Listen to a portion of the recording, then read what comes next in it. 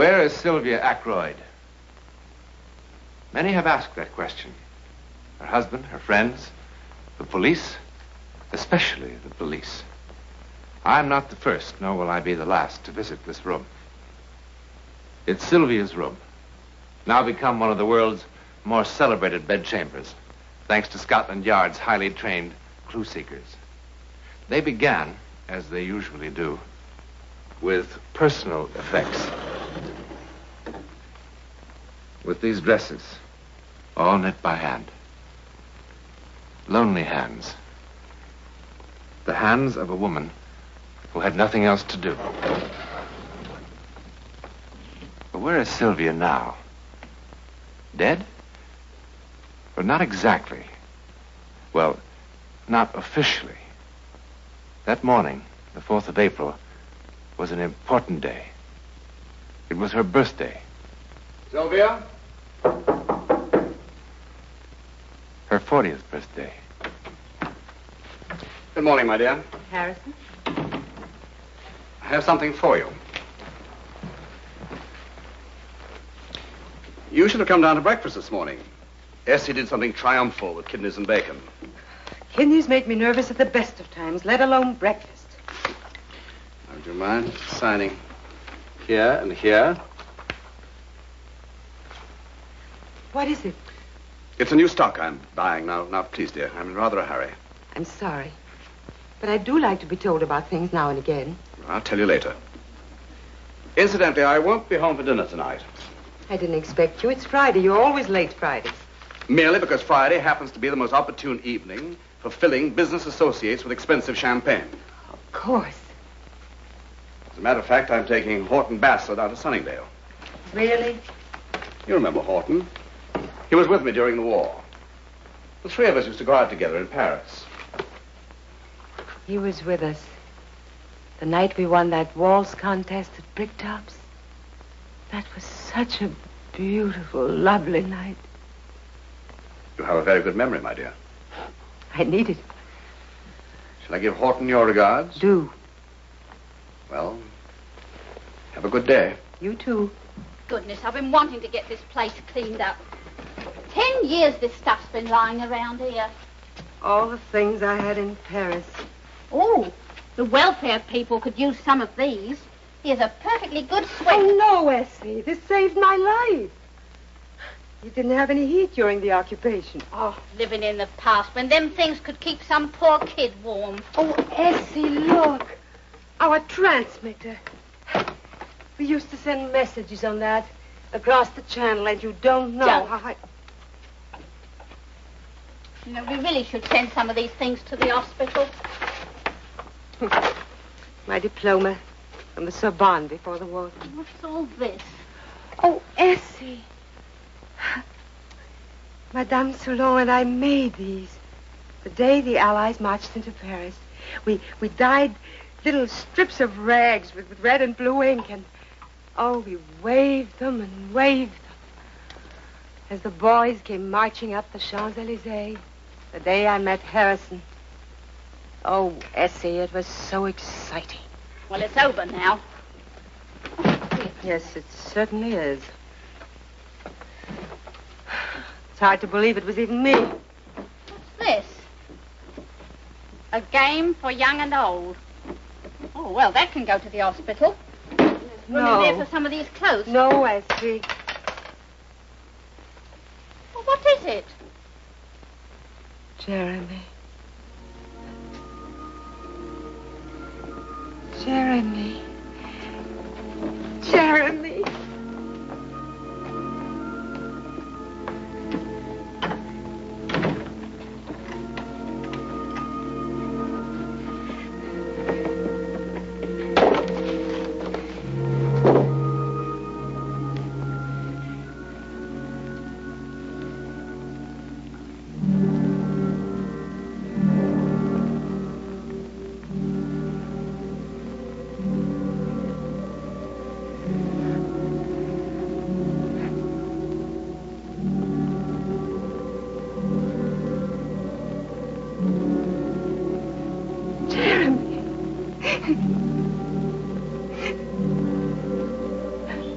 You remembered today. Oh, bless you. I needed it so much. Cherub, cherub, cherub.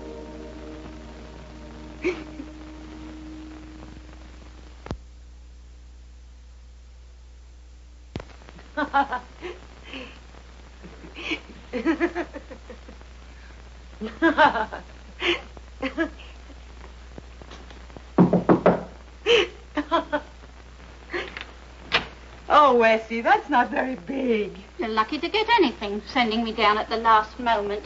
3 shops I had to go to for enough candles. And I got lamb chops for your dinner. Wonderful. Wonderful. Maybe I should get some more. There's only enough for one. No, that's right, Essie. Dinner for one. I'll have it up here on a tray.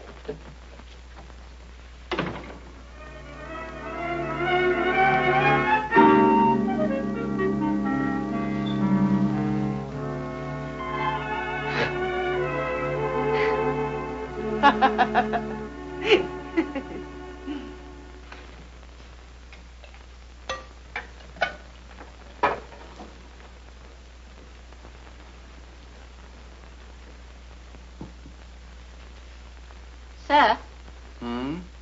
I was wondering if you knew a man called Jeremy. Doesn't that look good? Jeremy who? I don't know.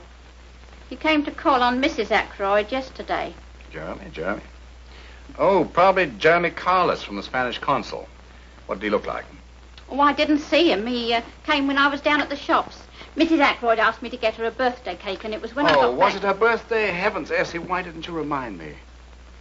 Anyway, it was quite a party. Oh, good. I'm always telling Mrs. Ackroyd she should have more friends. Have a few laughs. Well, there were plenty of laughs yesterday. I could hear them even when I was down here, dusting the sitting room. Good morning, darling. Good morning. It's all right, Essie. I'll help myself. Oh, I'm so hungry this morning I could eat any kidneys. Scrambled eggs. Oh, so they are. Darling, I'm sorry about yesterday. What? Your birthday. Oh, darling, I forgot yours last year. Anyway, I thought you were just being tactful. You know how women dread birthdays. I was thinking, that's one advantage in not having any children. You never miss an opportunity, do you? I didn't mean it that way. I just meant that this way I can stay the same age forever without suddenly finding I have a daughter years older than I am. Anyway, I'm glad you had a nice day. I did. Essie tells me you had quite a party. Who was here? Oh, it wasn't really a party.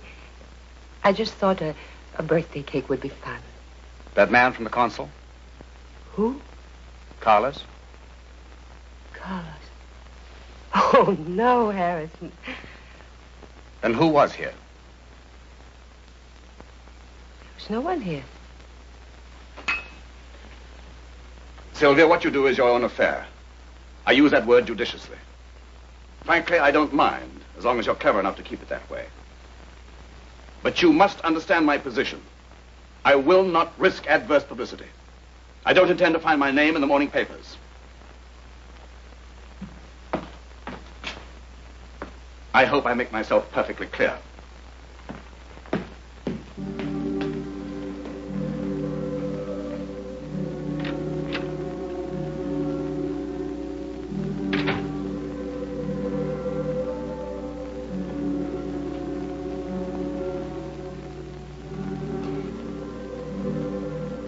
Jeremy? You know, Harrison thought I... Oh, Jeremy.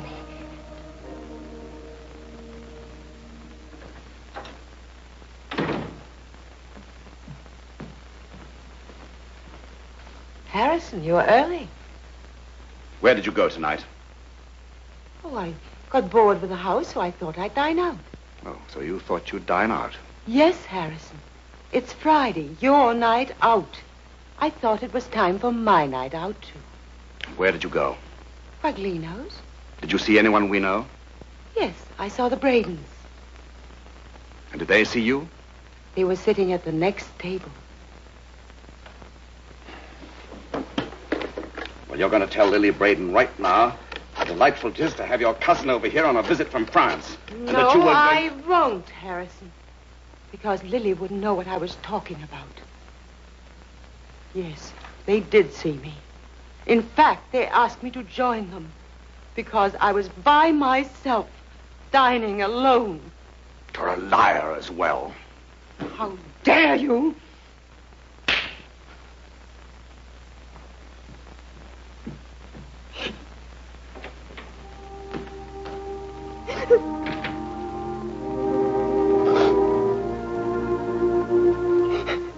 Now, what about this afternoon? Oh, I haven't had time to type it up yet, sir. Here you are. 12:30 cold lobster and salad at the Dover Butchery. 1:15 proceeded along Dover Street to Bailey's Gallery in the Prince's Arcade. Made purchase of 4 pictures. Did you see what they were? Well, without getting too closer, they looked like military prints. Soldiers in different kinds of old-fashioned uniforms. Yes. 1:40 took taxi along to the Leicester Square Cinema. American musical starring Sid Charisse and G.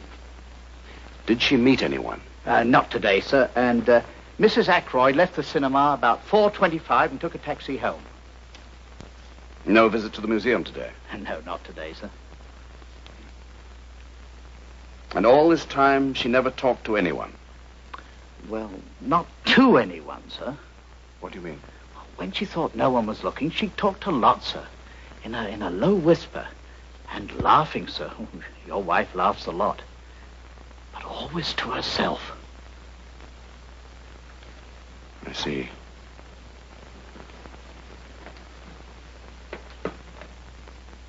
Jeremy, why can't I see you? Oh, you're always saying one day, one day. It's maddening. Jeremy, come over here to the piano. This little figurine. See if you can move it.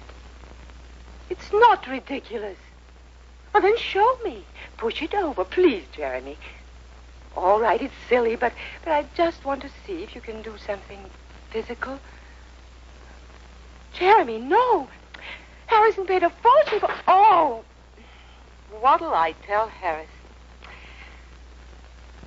But how? I don't know how to play the piano. But I can't.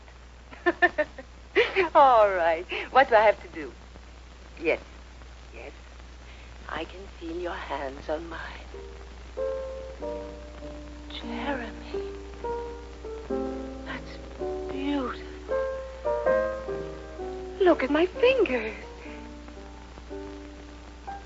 You never told me you could play like this. Jeremy, please let me see you just once. I'll do anything. Yes, what? I promise. This afternoon, I'll go to Hartnell's and buy the giddiest thing I can find. You will? Honestly? Now, Jeremy, don't tease me. I couldn't bear it if you... When? Jeremy, tonight. What time? Oh, Jeremy, I want to know how tall you are. And the color of your eyes and what you look like when you laugh. Turn that off. How good you are, when you sigh on me. How good you are, good.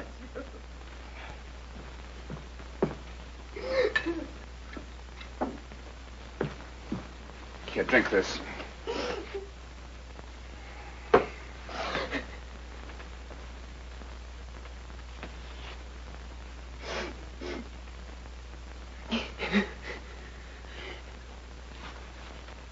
It's pathetic, isn't it?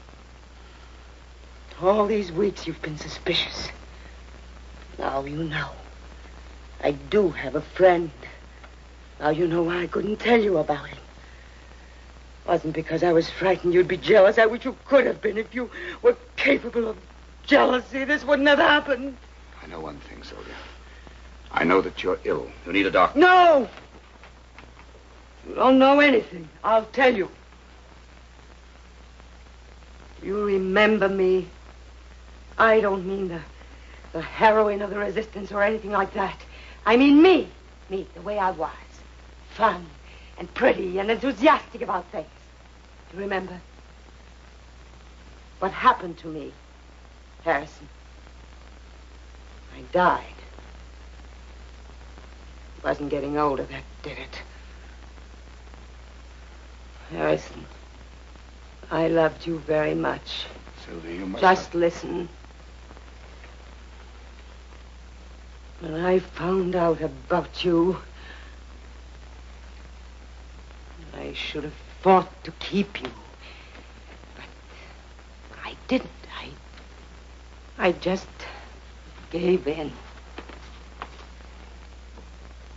I stopped living. Until 3 weeks ago, Harrison, on my birthday, something happened to me. And all of a sudden, I was moving again, and there was color and fun and sunlight. Because someone was showing me some affection. Who? Someone incredibly kind. But who, Sylvia? Do you know what a Ouija board is? A Ouija board? What are you talking about? You remember when Pierre Dardet was captured, and we couldn't get any messages across anymore. Well, Madame Soule had read a book on telepathy. It seemed pretty far-fetched, but we were desperate enough to try anything. The nights were long, anyway. So somewhere she'd find a Ouija board. Well, you've seen them. You put your hands on it and they write messages. It's a board. Well, anyway, it didn't work. Not for the purposes we wanted, but we did make a friend. Go on, Sylvia, go on. Before God, I'm telling you the truth. At first, the writings were meaningless. But slowly, there was sense, and then Jeremy. Jeremy? Yes, he was a soldier who fought for France in 1870. Oh, I know this sounds unbelievable, but I've checked it. I've checked in every book in the library. Everything he told us, it's all there. His name, his regiment, where he fought. I swear. Go on, Sylvia, go on. Well, we began to depend on Jeremy very much. He used to tell us where we could find food from the Germans, and he warned us before the Gestapo made searches, and he... Best of all, he made us laugh. Well, that's my lover. A man who's dead 80 years. Operator, would you give me the number of the Belden nursing home, please? What are you doing? 4561. Harrison, why are you calling that place? I'm sorry, Sylvia. We need a doctor. That's not a nursing home. Hello. Can I speak to the doctor in charge, please? But you can't. You can't. Everything I told you was the truth. Hello, doctor. This is Harrison Ackroyd speaking. Could you come over to my house, please, as quick as possible? It's my wife. Yes, we live quite nearby. There's nothing the matter with your wife. 443 Queensgate, as soon as possible, please. I'm not insane. I'm not. I can prove it. I can. Jeremy promised me. Jeremy, you promised.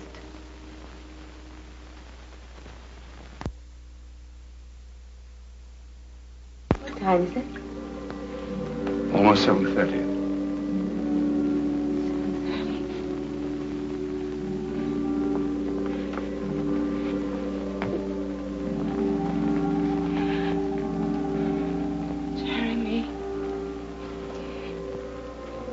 Jeremy, please.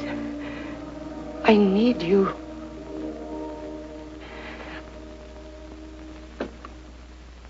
Harrison,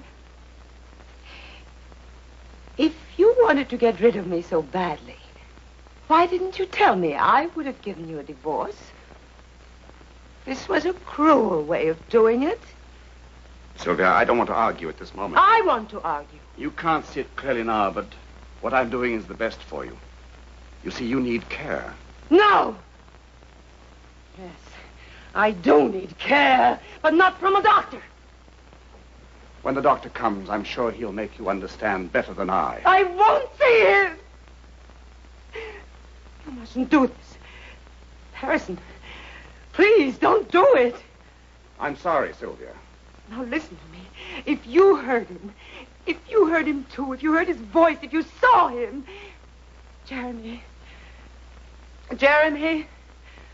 Jeremy, you promised. I never needed you so much. Jeremy!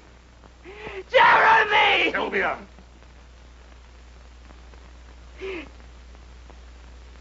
Harrison, the tape recorder.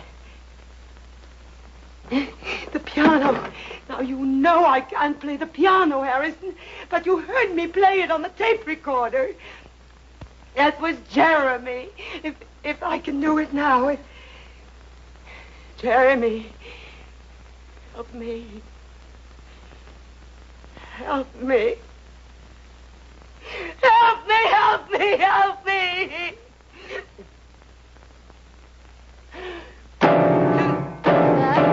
The doctor's here. Doctor, I'm Harrison Ackroyd. That is my wife. You can trust me. You'll be happy where you're going. Come on now.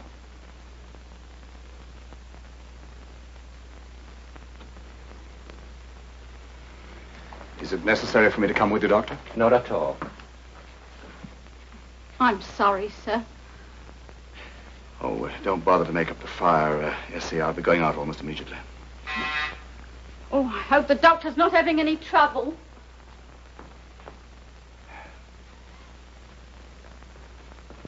Sir. Mr. Ackroyd? Yes. I'm Dr. Werner. Who? Werner. We talked earlier on the telephone. From the hospital. I've come for your wife. Where is she, Mr. Ackroyd? Where is she? When she left this house, Sylvia Ackroyd joined that bizarre band of human beings who have simply vanished from this earth. Finally, utterly. It would be nice to believe that Jeremy did keep his promise. He told her she'd be happy where she was going, wherever that may be.